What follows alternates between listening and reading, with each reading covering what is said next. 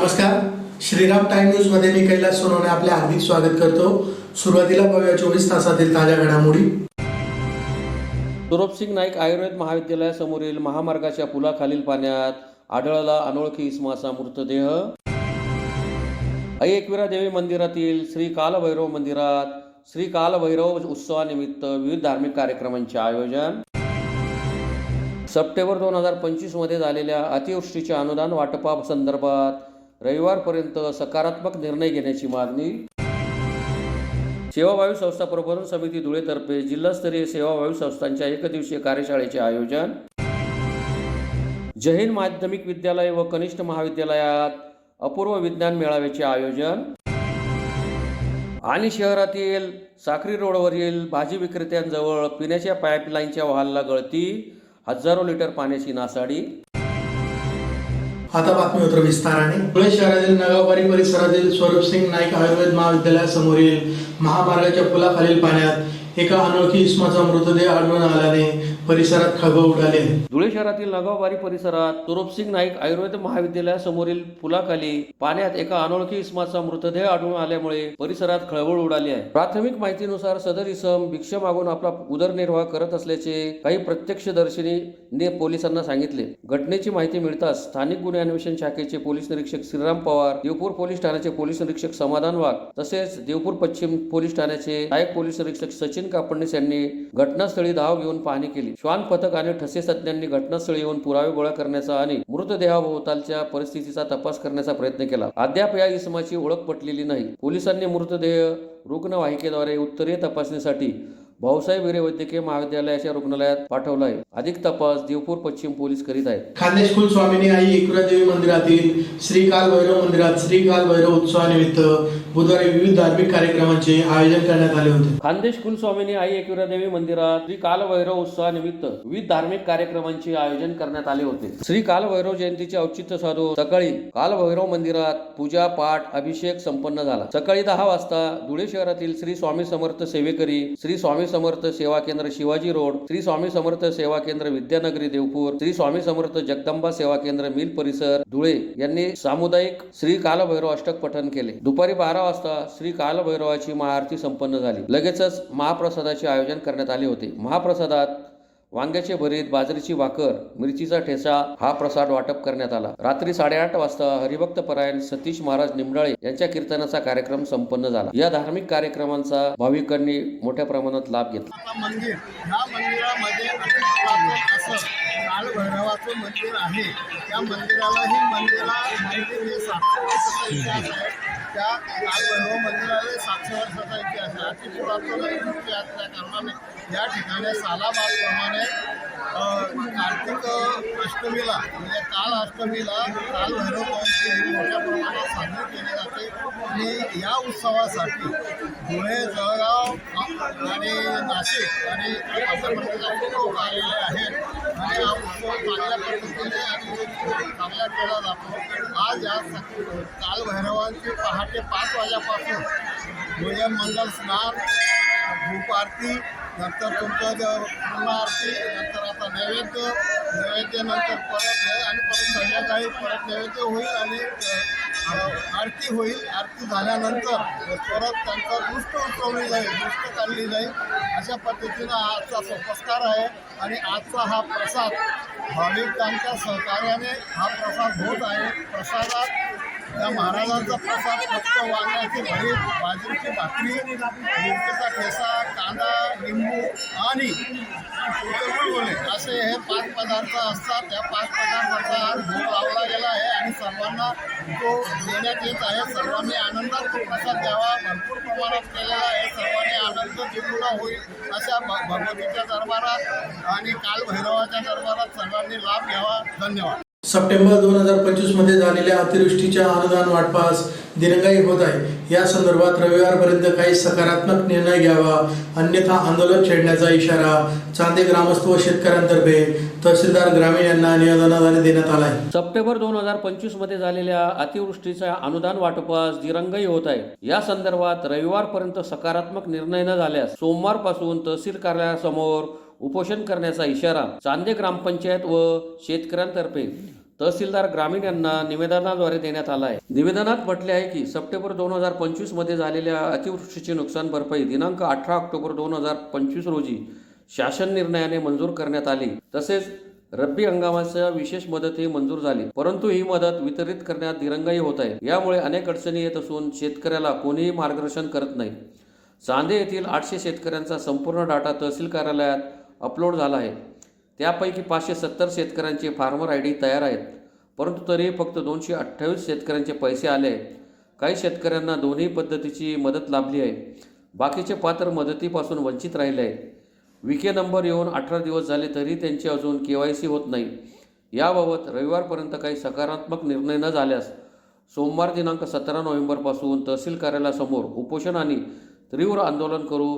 यामुळे आमच्या अडचणीचे लवकरात लवकर निराकरण करावे अशी मागणी चांदे येथील ग्रामस्थांनी व शेतकऱ्यांनी तहसीलदारांना दिलेल्या निवेदनातून केली आहे। यावेळी भाजप जिल्हा संघटन सरचिटणीस भाऊसाहेब देसले, चांदेचे सरपंच वाल्मिक ठाकरे, उपसरपंच महेंद्र पाटील, प्रदीप जाधव, वाल्मिक पाटील, मनोज पाटील, जितेंद्र जाधव, अरुण पाटील, हिलाल पाटील, संदीप पाटील, साहेबराव पाटील, सचिन पाटील, राजेंद्र पाटील, भीमराव पवार, परमेश्वर पाटील, अंकुर देवरे, जगदीश पाटील, निवृत्ती पाटील, श्रीराम पाटील, प्रवीण कासवे आदी उपस्थित होते। संपूर्ण धुळे तालुक्यात अतिवृष्टीमुळे शेतकऱ्यांचं प्रचंड प्रमाणात नुकसान झालेलं होतं आणि अशा हवालदिल झालेल्या शेतकरी अशा परिस्थितीत महाराष्ट्र राज्याचे फडणवीस सरकार हे सरकार शेतकऱ्यांचं सरकार असल्यामुळे शेतकऱ्यांना एक चांगल्या प्रकारची मदत सरकारने जाहीर केलेली आहे।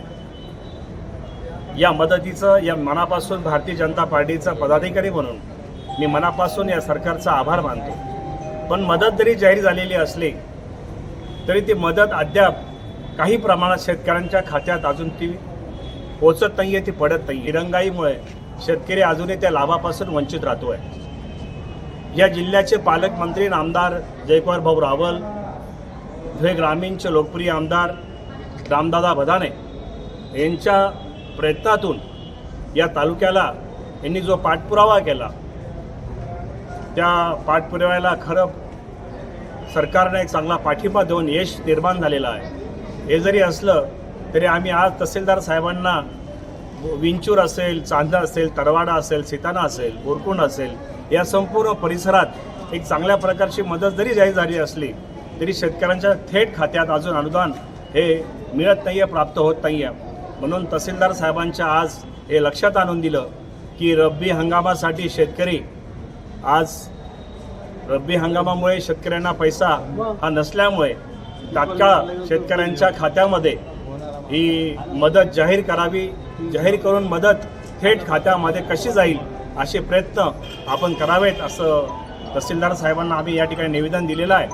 आणि तहसीलदार साहेबांनी हे आश्वासन दिलं आहे की येत्या 4 ते 5 दिवसात संपूर्ण तालुक्याचं आणि विशेष म्हणजे बोरी परिसराच्या शेतकऱ्यांचं अनुदान या 4-5 दिवसात कसं पोहोचेल असे आम्ही प्रयत्न करू असं तहसीलदार साहेबांना देखील आश्वासन या ठिकाणी दिलेलं आहे। सेवाभावी संस्था प्रबोधन समिती धुळेतर्फे जिल्हास्तरीय सेवाभावी संस्थांचे 1 दिवसीय कार्यशाळेचे शहरातील पांढरा नदी किनारील मराठा सेवा संघाच्या कार्यालयात आयोजन करण्यात आले होते। यावेळी जिल्हा कार्यालयाचे उद्घाटनही करण्यात आले। सेवाभावी संस्था प्रबोधन समिती धुळेतर्फे जिल्हास्तरीय सेवाभावी संस्थांचे 1 दिवसीय कार्यशाळेचे धुळे शहरातील पांढरा नदी किनारील मराठा सेवा संघाच्या कार्यालयात आयोजन करण्यात आले होते। यावेळी धुळे जिल्हा सेवाभावी संस्था प्रबोधन कार्यालयाचे मान्यवरांच्या हस्ते उद्घाटन करण्यात आले। या कार्यशाळेत 32 वर्षाच्या सामाजिक वाटचालीतील प्रदीर्घ अनुभवातून महाराष्ट्रातील 17,000 सेवाभावी संस्थांना एकत्र करणाऱ्या सेवाभावी संस्था प्रबोधन समितीच्या राज्याध्यक्षा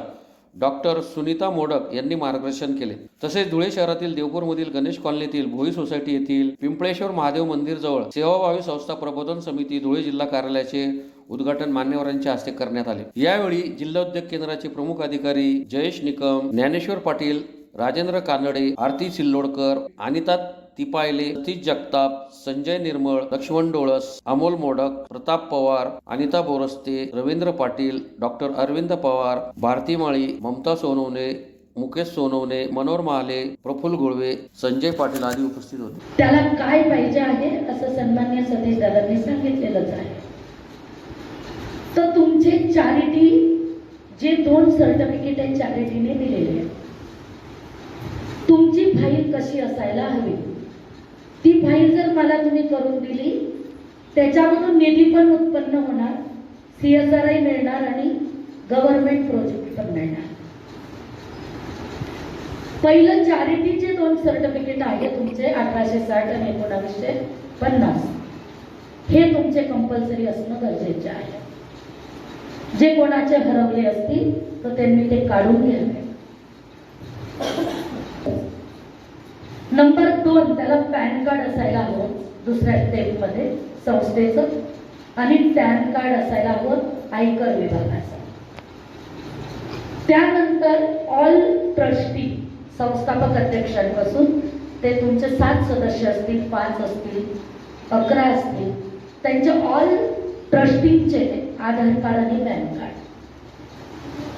त्याच्यामध्ये सचिव आणि संस्थापक अध्यक्ष यांचे फोटो लागतात, बाकी लागत नाही.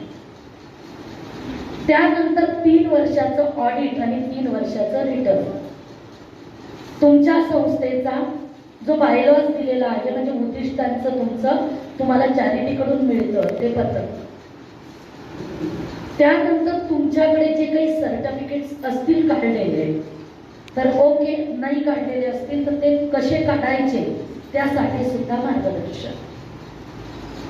मग अशी जर फाईल झाली आणि तुम्ही थोडंसे आपल्या महाराष्ट्रात अनेक विभागांमध्ये, हे छोटं काम आपण करत नाही आहोत बांधवांनो, बहिणींनो, की आपण प्रत्येक जिल्ह्यामध्ये जाऊन जर पायाच रचला नाही घराचा, कोणी किती मला आता सांगितलं तर मला तुमच्यापर्यंत पोचायचं असेल तर तुम्हाला ती माहिती होणं गरजेचं आहे.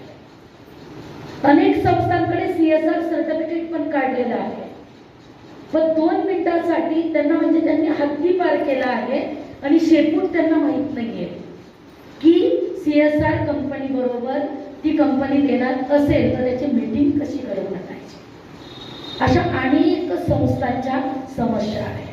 धुळे शहरातील जैन माध्यमिक विद्यालय व कनिष्ठ महाविद्यालय येथे आयोजित अपूर्व विज्ञान मेळाव्याचे संस्थेचे माजी चेअरमन डॉक्टर अरुण साळुंखे यांच्या हस्ते बुधवारी उद्घाटन करण्यात आले. धुळे शहरातील जय हिंद माध्यमिक विद्यालय व कनिष्ठ महाविद्यालय येथे अपूर्व विज्ञान मेळाव्याचे बुधवारी आयोजन करण्यात आले होते. संस्थेचे माजी चेअरमन डॉक्टर अरुण साळुंखे यांच्या हस्ते अपूर्व विज्ञान मेळाव्याचे उद्घाटन करण्यात आले. सदर मेळाव्यात विज्ञानातील विविध विषयांवर उपकरणे सादर करण्यात आले.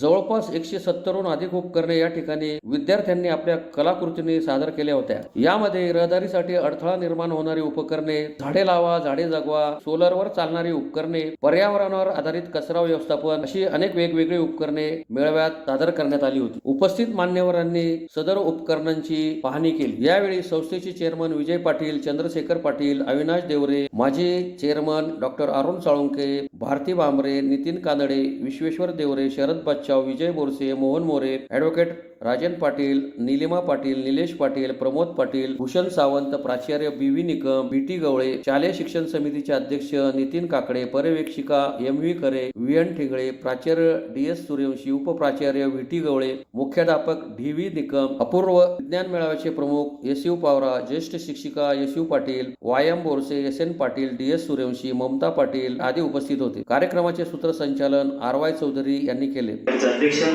त्याच पद्धतीने आजचे सन्माननीय अतिथी डॉक्टर नितीनजी काकडे सर या सर्वांचं स्वागत करतो. त्याच पद्धतीने आपल्या शाळेचे प्राचार्य, पर्यवेक्षिका, ज्येष्ठ शिक्षिका, तसेच विज्ञान शिक्षिका आणि सायन्स क्लबचे विद्यार्थी आणि ज्या विद्यार्थ्यांच्या मदतीने आपण आजचा कार्यक्रम सुंदर करीत आहोत त्या सर्व बालवैज्ञानिकांचं मी या ठिकाणी स्वागत करतो. विद्यार्थी मित्रांनो, आपण जय हिंदच्या प्रांगणामध्ये विविध कार्यक्रम सादर करताना आपण बघतो. अपूर्व विज्ञान मेळावा म्हणजे नेमकं काय? अपूर्व या शब्दाचा प्रत्यक्षात अर्थ जर बघितला, युनिक असा अर्थ त्याचा होतो. तर विद्यार्थी मित्रांनो, एक डॉक्टर सॅगन असं म्हणतात की science is not the study of body, it's way of thinking. तर विज्ञानामुळे आपल्याला आपल्या जीवनाला चालना मिळत असते. आपण शाळेमध्ये विद्यार्थ्यांच्या मदतीने त्यांच्या विचारांचं विकसन होण्यासाठी आपण या ठिकाणी विज्ञान प्रदर्शन भरवत असतो. त्यांच्यामध्ये वैज्ञानिक दृष्टिकोन तयार व्हावा आणि त्या वैज्ञानिक दृष्टिकोनातून आपल्या समोर ज्या समस्या निर्माण होतात त्या समस्यांवर त्यांना निराकरण करता आलं पाहिजे, उत्तर शोधता आलं पाहिजे. यासाठी आपण त्या विद्यार्थ्यांना प्रेरित करत असतो आणि त्यासाठी आपले शाळा ही मुलांना खूप चांगलं असं व्यासपीठ तयार करून देत असते. आज या ठिकाणी जवळपास 170च्या आसपास प्रात्यक्षिक उपकरणं या ठिकाणी आलेले आहेत, प्रोजेक्ट आलेले आहेत. यासाठी विद्यार्थी दिवाळीच्या अगोदरपासून आणि आतापर्यंत अहोरात्र अशी मेहनत केलेली आहे. एक तालुका स्तरावर मोठं विज्ञान प्रदर्शन वाटेल असे मोठं विज्ञान प्रदर्शन आपल्या विद्यार्थ्यांनी स्वयंप्रेरणेने शिक्षकांच्या मदतीने, मार्गदर्शक शिक्षकांच्या मदतीने या ठिकाणी तयार केलेलं आहे. तर या ठिकाणी मी आपल्या जय हिंद शैक्षणिक ट्रस्टच्या सर्व मान्यवरांचं, मार्गदर्शकांचं या ठिकाणी आभार मानून आजचं प्रदर्शन आपण सर्वांनी बघावं अशी मी आपणास विनंती करतो आणि माझे 2 शब्द. धुळे शहरातील साखर रोडवरील विद्यावर्धनी महाविद्यालय परिसरातील भाजी विक्रेत्यांजवळ पिण्याच्या पाईपलाईनच्या वॉलला गळती सुरू असल्यामुळे दररोज 19,000 लिटर पाण्याची नासाडी होत आहे. त्यामुळे त्वरित वाल्व दुरुस्त करण्याची मागणी हर्ष रेलन यांनी केली आहे. धुळे शहरातील साखर रोडवरील विद्यावर्धिनी महाविद्यालय परिसरातील भाजी विक्रेत्यांजवळ पिण्याच्या पाईपलाईनच्या व्हाल्वला गळती सुरू असल्यामुळे दररोज 19,000 लिटर पाण्याची नासाडी होत आहे. त्यामुळे त्वरित व्हाल्व दुरुस्त करण्याची मागणी हर्ष रेलन यांनी केली आहे. शहरातील विद्यावर्धिनी महाविद्यालय परिसरात भाजी विक्रेत्यांजवळ महापालिकेच्या अक्कलपाडा धरणातून फिल्टर प्लांटद्वारे आलेल्या पाईपलाईनच्या व्हॉल्व लिकेज असल्यामुळे पाण्याची नासाडी होत आहे. सदर बाब माजी नगरसेवक हर्षकुमार रेलन यांच्या निदर्शनास आल्याने त्यांनी वारंवार महापालिकेच्या इंजिनियर यांना फोनद्वारे तक्रार करूनही या लिकेजकडे दुर्लक्ष होत आहे. त्यामुळे रेलन यांनी बुधवारी 13 लिटरची बादली आणून वाया जाणारे पाणी मोजले. एका मिनिटाला 13 लिटर पाणी वाहत असून एका तासात 780 लिटर पाण्याची नासाडी होत असून प्रत्येक दिवसाला 18,700 लिटर पाणी वाया जात आहे. महानगरपालिकेचे दररोजचे 2 लाख रुपयांचे रोजचे नुकसान होत आहे. सदरची बाब गांभीर्याने घेत हा वाल्व दुरुस्त करावा अशी मागणी हर्षकुमार रेलन यांनी केली आहे. धुळे शहरातील साक्री रोडला पाणी पुरवठा विभागाचा एक मोठा वॉल आहे. तो वॉल फार दिवसापासून सतत त्यात 24 तास पाणी वाहत आहे. मुख्य जलवाहिनीवर तो वॉल आहे. मी पुष्कळ वेळा नगरपालिकेच्या इंजिनियर्सना संपर्क करून त्यांना हा लिकेज बंद करायला सांगितलेला आहे. आम्ही व्यापारी समाजाचे लोक आहोत आणि आम्हाला हे शिकवलं जातं की 2 पैसे कमी कमावले तरी चालेल, नुकसान मात्र टाळायला पाहिजे. या अनुषंगाने आज मी एक 13 लिटरची बादली आणली. ती बादली बरोबर 55 सेकंदात भरली जाते. याचा अर्थ असा आला की एका मिनिटात 13 लिटर पाणी म्हणजे एका तासात 780 लिटर पाणी वाया जात आहे आणि एका दिवसाला 24 तासात 18,720 लिटर पाणी वाया जात आहे. आपण जर 10 रुपये लिटर जरी धरला पाणी, कारण हा पिण्याचं पाणी 10 रुपये लिटरच्या वरच पडत असेल, आपण एक कमीत कमी किंमत जरी धरली, कारण आपण एक 500 कोटी रुपयाचा मोठा डॅम बांधलेला आहे. त्या डॅमवर आपण एक पाईपलाईन टाकलेली आहे. पाईपलाईन नंतर आपण पाणी स्वच्छ करायला ठेका दिलेला आहे. पाणी आपल्याला लिफ्ट करून उचलावं लागतं डॅममधून. हा सर्व खर्च आहे, कर्मचाऱ्यांची पगार आहे. हा जर सर्व खर्च धरला तर आपल्याला कमीत कमी 10 रुपये लिटर हा पाणी पडत असतो. एका दिवसात जर 1,80,000 रुपयांचं पाणी वाया जात असेल तर याला जबाबदार कोण? माननीय आयुक्त साहेब, आयुक्त तसा प्रशासक श्री नितीनजी कापडणी साहेब हे आज नवीन आलेले आहेत. मात्र मी या व्हिडिओच्या मार्फत धुळे शहराला, संपूर्ण शहराला सांगू इच्छितो की नुकसान महापालिकेचं हे आम्ही होऊ देणार नाही. म्हणून त्यांनी लवकरात लवकर हे वॉलचं लिकेज बंद करावं. एका दिवसाला 1,80,000 रुपयाचं नुकसान फक्त एका वॉलमुळे होतोय हे त्यांनी समजून घ्यावं. पाण्याचं मूल्य अमूल्य आहे, पाण्याचं काही मोल नाही. त्याचं जर आपण हे बंद नाही केलं तर आम्ही इथं बसून आंदोलन करू, हे मी आज त्यांना स्पष्ट इशारा देत आहे. पुन्हा एक नजर ठळक घडामोडींवर. सुरभ सिंग नाईक आयुर्वेद महाविद्यालयासमोरील महामार्गाच्या पुलाखालील पाण्यात आढळला अनोळखी इसमाचा मृतदेह. आई एकविरा देवी मंदिरातील श्री कालभैरव मंदिरात श्री कालभैरव उत्सवानिमित्त विविध धार्मिक कार्यक्रमांचे आयोजन. सप्टेंबर 2025 मध्ये झालेल्या अतिवृष्टीच्या अनुदान वाटपासंदर्भात रविवारपर्यंत सकारात्मक निर्णय घेण्याची मागणी. सेवाभावी संस्था प्रबोधन समिती धुळेतर्फे जिल्हास्तरीय सेवाभावी संस्थांच्या एकदिवसीय कार्यशाळेचे आयोजन. जय हिंद माध्यमिक विद्यालय व कनिष्ठ महाविद्यालयात अपूर्व विज्ञान मेळाव्याचे आयोजन.